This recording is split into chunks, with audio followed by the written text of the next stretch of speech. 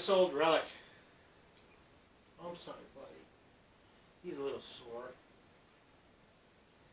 So, I want to talk to you today about how this little guy can make you money. So everybody sees the cute little dog and they always like to know the story. So this is my little guy. His name is Dobby. Got him, oh, how many years ago?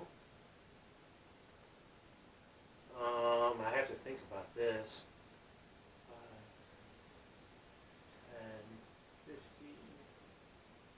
10, 15, 17, 18 years ago we got him. He was probably about a year or two when we got him. He's an old little boy.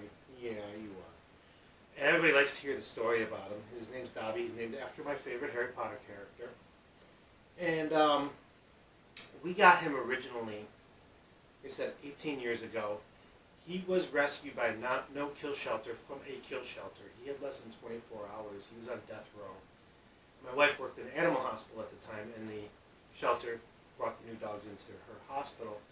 And that's where she got to meet him. And they were looking for a place to foster him because the shelter actually, you have a kennel at the time, so they did strictly fostering of pets.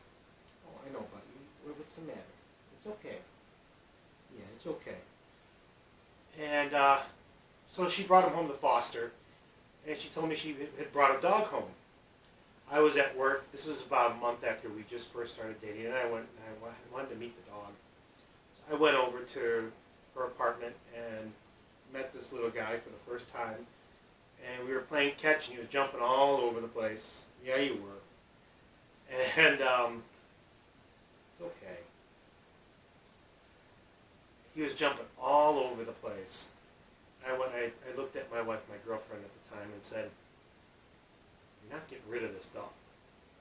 So in that moment, within 24 hours, he went from death row to finding his home for the rest of his life and being a foster fail all in a quick moment. Yeah, buddy.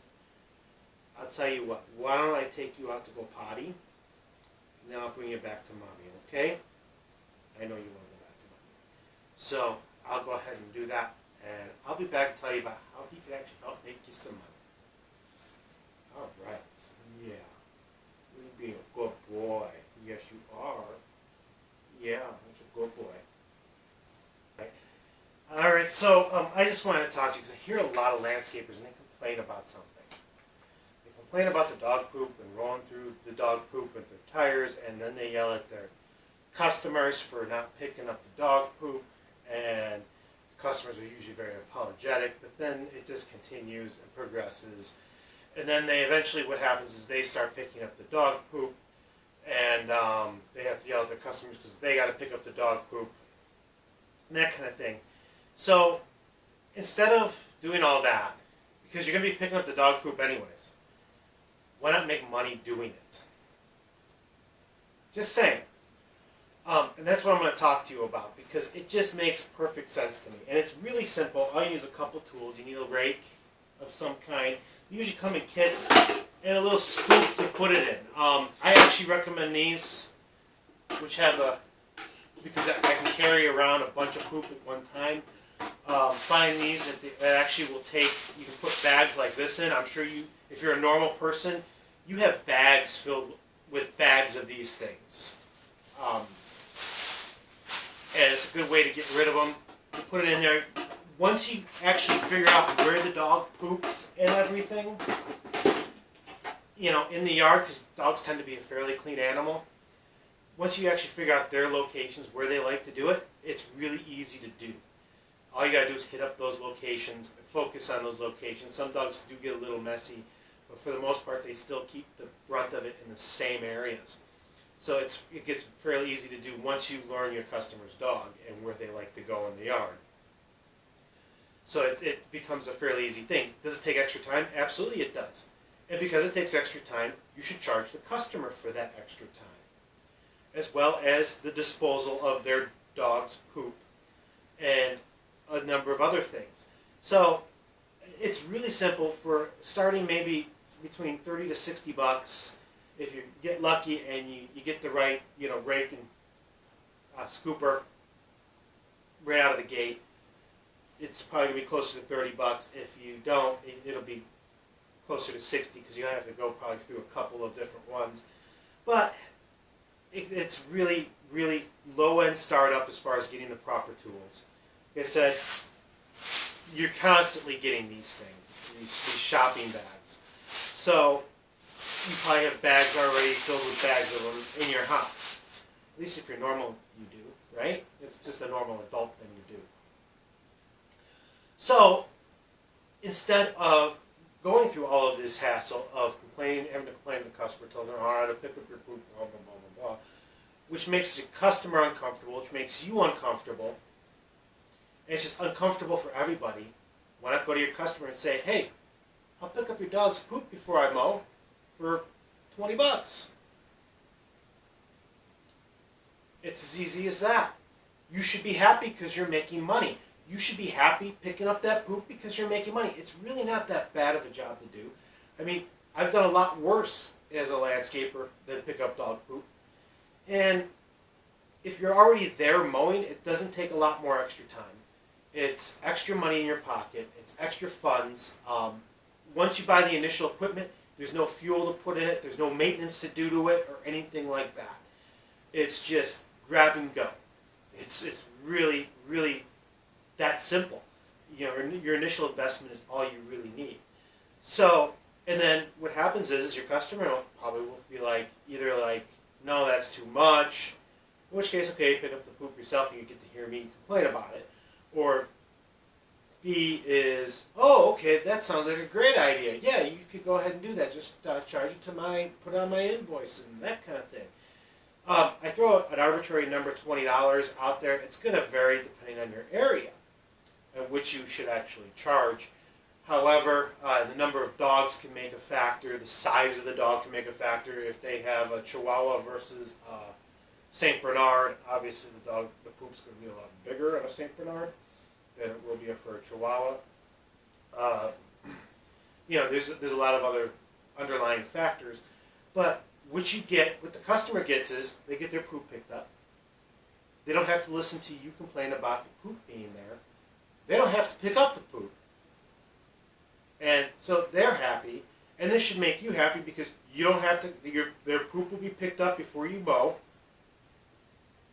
You don't have to complain to them about the poop getting picked up, and you make extra money off that one job. You find out in the landscaping industry, it's better to make more money off of fewer customers than it is to try to get multiple customers to try to make more money. The fewer customers you have to work with and still make money off those same customers, if you make the same amount off of 10 customers that you can make off of 20 customers because you're able to add on extra services and things like that, it just makes business flow better. It makes your business better. It makes their experience better for all the 10 customers you have because you don't have the extra 10 customers to worry about. So, and then it just gives you a lot more room for growth as well. So it just, ultimately, it's a win-win situation when you look at it, and I don't understand why landscapers fight this all the time. And if you're not going to fight it, then you can't complain about the poop on your tires. I'm sorry, you just can't. Get a hose and clean it off. It's as simple as that. Because this is a way for you to make some easy cash. It's a way to please your customers. It's a way to please yourself. It's just a win-win all around. And just so you guys understand, there are actual companies that's what they specialize in, is picking up dog poop. You can hire, and I think they typically call them poop troops. That might actually be a company name. I'm sure there are company names with that name. But they're standardized as poop troops. And basically all they do is they go around and pick up dog poop. You want to go find out who's doing the poop troops in your area. Find out how much they're charging. And charge the same. Because that's what it's worth. I was really surprised to find out that there was a poop troop in my area charging $11.50 a visit. I'm like, I don't understand how they make any money. Just going out to the location probably costs them more than that.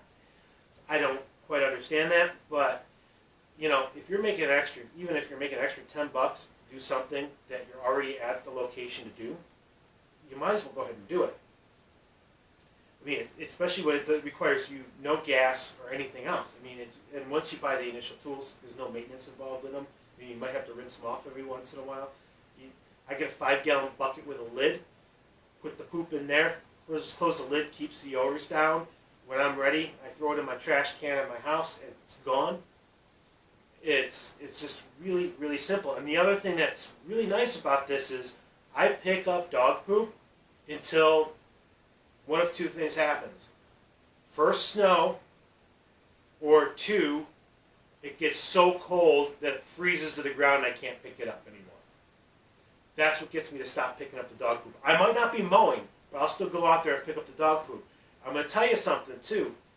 That span from when mowing stops until I hit that first snow, which is usually what happens before it freezes, that gives me revenue into my business. That gives me revenue coming in that I wouldn't normally have during that time.